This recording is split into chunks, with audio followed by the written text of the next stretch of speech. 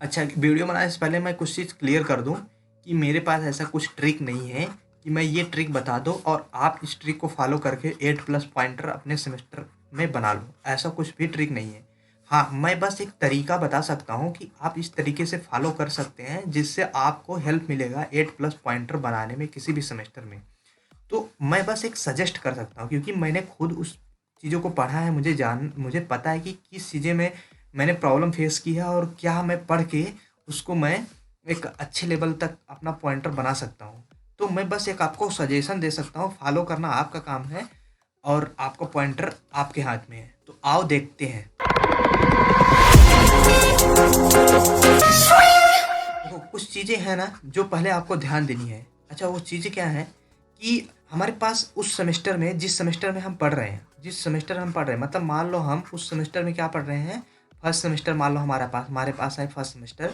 इस सेमेस्टर में मान लो हमने सी प्लस प्लस, उसके बाद एक कोई कम्युनिकेशन स्किल्स मान लो है, उसके बाद एक कंप्यूटर नेटवर्किंग है, उसके बाद फिर एक और कम ले लो, हमारे पास सी हो गया, C plus plus computer networking, और ये था कम्युनिकेशन स्किल्स। एक और ले लो, मान लो एक है अकाउंटिंग, ये एक हो गया C plus plus communication skills computer network accounting. तो जब ये सब्जेक्ट हमारे पास है फिर पहले सेमेस्टर में ना, तो हमको करना क्या है, देखो हमको पहले डिवाइड करना है कुछ सब्जेक्ट को कुछ बेसिस के अकॉर्डिंग। फॉर एग्जांपल, हमको पहले ये देखना है कि जब कंपनियां आती हैं ना, तो कौन सी कंपनियां जब आती है कौन से सब्जेक्ट को या फिर कौन से लैंग्वेज को प्रेफर करती हैं। फॉर एग्जांपल, कंपनी में मोस्टली आपको कोडिंग या तो सी प्लस प्लस जावा या फिर आपका पाइथन, इन लैंग्वेज पे आपको कोडिंग करना होता है।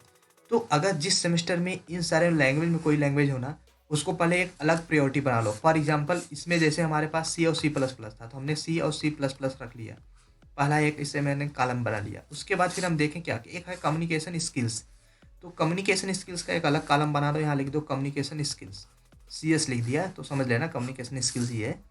उसके बाद था एक सब्जेक्ट नेटवर्किंग।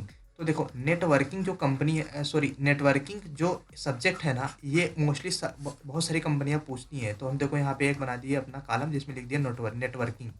अब देखो, एक नेटवर्किंग बन गया। और लास्ट में हमारे पास था एक सब्जेक्ट अकाउंटिंग। अब देखो, ये हमने बना लिया क्या, अपना एक लिस्ट बना लिया जिससे हमें पता चलने लगा कि अच्छा ये सी प्लस प्लस हो गया, नेटवर्किंग हो गया, अकाउंटिंग हो गया, ये कम्युनिकेशन स्किल्स हो गया। तो हमने पहले उसको हेड ज़्यादा हाईलाइटेड करना है जिनसे हमें ये पता चले अच्छा ये कंपनी में पूछा जाता है सब्जेक्ट, मतलब ये सब्जेक्ट को हमें कंपनी में पूछा जाएगा, उनको हमको पहले क्या करना, हाईलाइटेड करना है। तो देखो, सी प्लस प्लस मोस्टली कंपनियां पूछती हैं, तो हमें पहले इस सब्जेक्ट को करना क्या है, हमको पहले एक सिंपल तरीके से जैसे पढ़ते हैं ना उसको आप देखो क्या कर सकते हो कि वीडियोस देख सकते हो।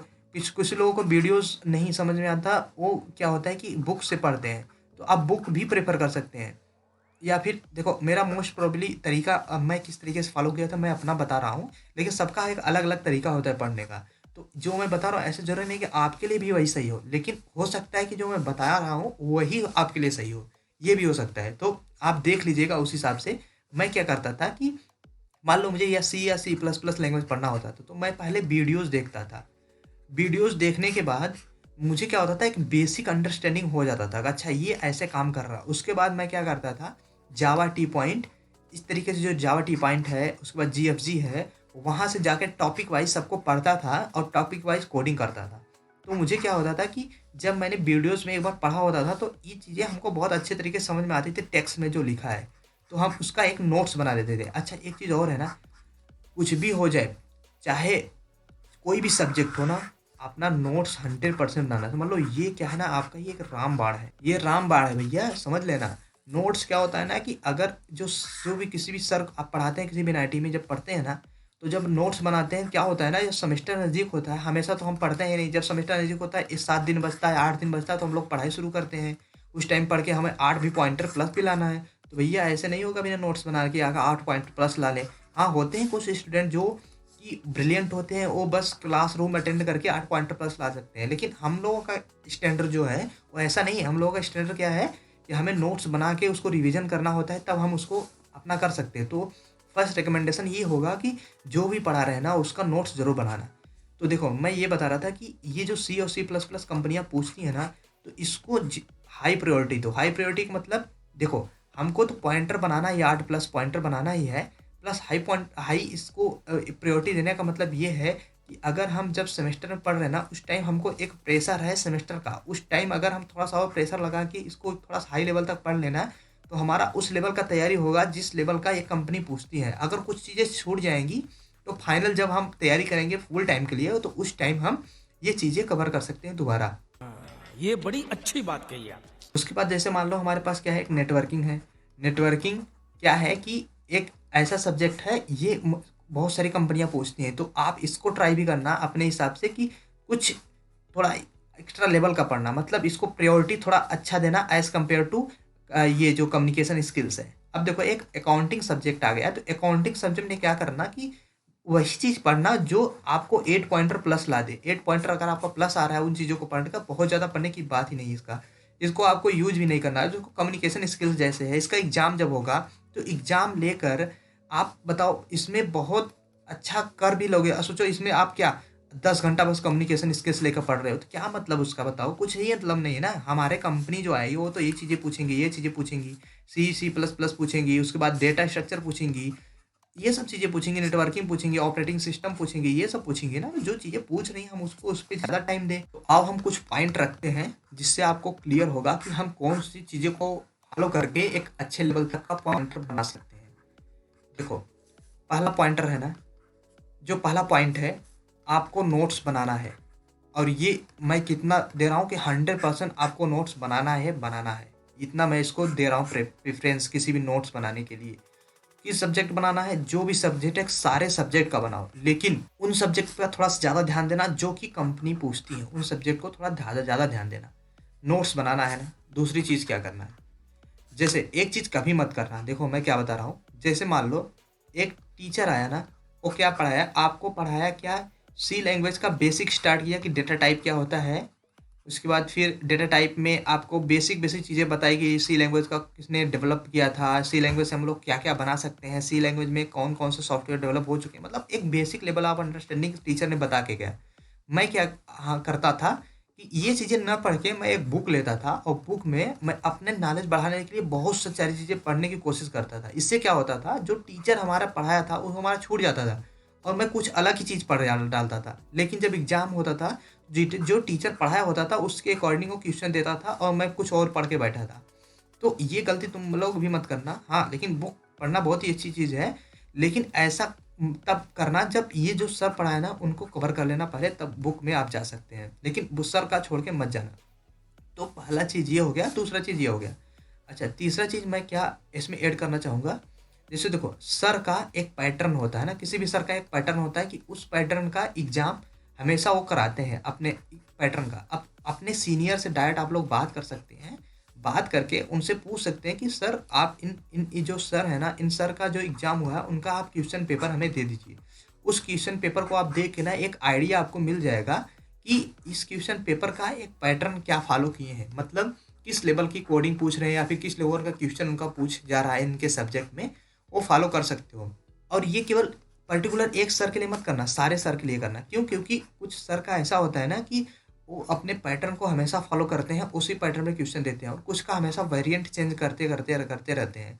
तो ये कभी मत सोचना कि एक सर को भूल कभी मत छोड़ देना, क्योंकि मे बी प्रोबेबिलिटी जो पैटर्न फॉलो करने वाले वही टीचर हो जो आप उसको छोड़ दिए हो।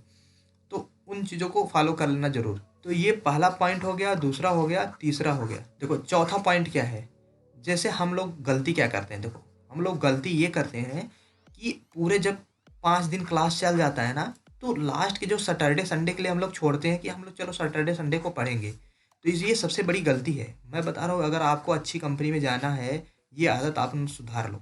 अच्छी कंपनी में वही लोग जाते हैं जो या तो पहले से उनका सब कुछ स्ट्रांग हो, या तो वो लोग ऐसे हो जो कि ये वाला पैटर्न नहीं फॉलो करते, मतलब वो रेगुलर अपना पढ़ाई करते हैं। फॉर एग्जांपल कि 5 दिन का जो पढ़ाई पढ़ाया गया है, आप बस सैटरडे संडे के लिए आप इसको शेड्यूल कर दिए देख के कि हम उस दिन पढ़ेंगे। लेकिन प्रॉब्लम क्या होती है कि सैटरडे संडे को ये पढ़ाई ना होके कुछ और ही होने लगता है। और क्या हो सकता है, आप लोग जब से नाइटी होंगे तो समझ जाएंगे ये क्या और होता है। हम प्रॉब्लम क्या होती है, ऐसे ऐसे करते हमारे पास जब बचती है 8 दिन 10 दिन बचता है, तब हमें याद आता है अच्छा चलो अब हमको तैयारी करना शुरू करना चाहिए। तो दिक्कत अब क्या आती है कि आप स्टार्टिंग में कहाँ लिखे थे, क्या लिखे थे, क्या-क्या सर का कॉन्सेप्ट बताए थे, सब भूल गया होता है।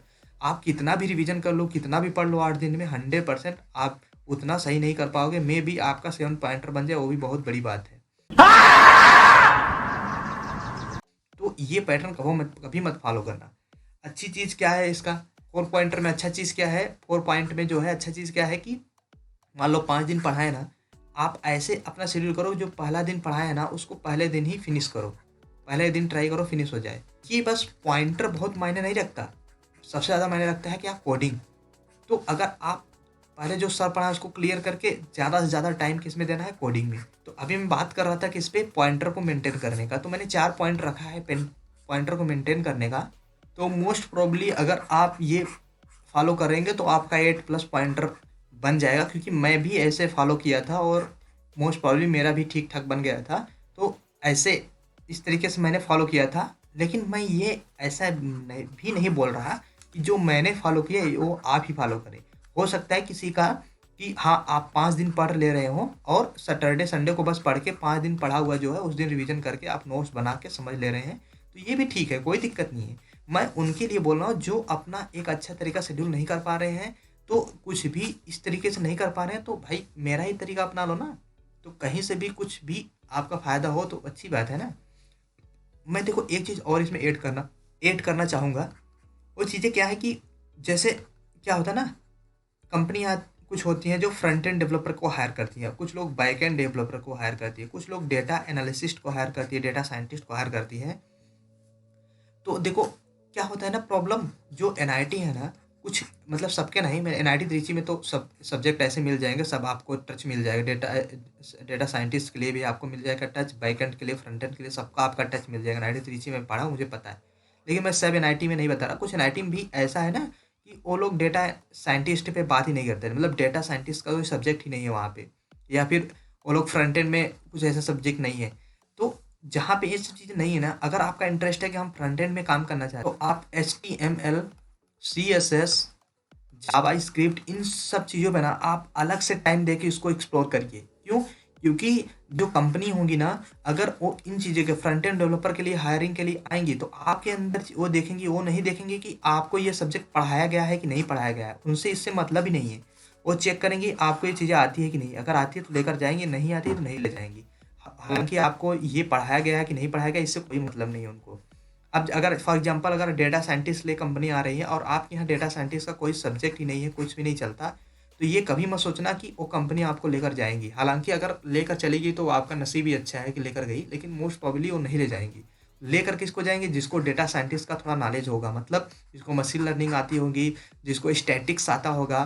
तो इन चीज़ों से जो चीज़ें उनको चाहिए, अगर वो चीज़ें आपको आते होगी तो 100% लेकर जाएंगे। तो मेरा रिकमेंडेशन यही है कि इन चीज़ों पे फ्रंट एंड में, बैक एंड में, डेटा एनालिसिस्ट में, एंड्रॉयड में अगर आपको जाना है, ऐसे बहुत सारे हैं, गेम डेवलपमेंट में जाना है, तो आप खुद से इसको एक्सप्लोर करिए, खुद से करिए। ये मत सोचिए कि हमारे यहाँ सब्जेक्ट जब आएगा तब हम पढ़ेंगे। हो सकता है आया ही नहीं, हो सकता है अगर आए तो उस टाइम आप कर भी नहीं पाए।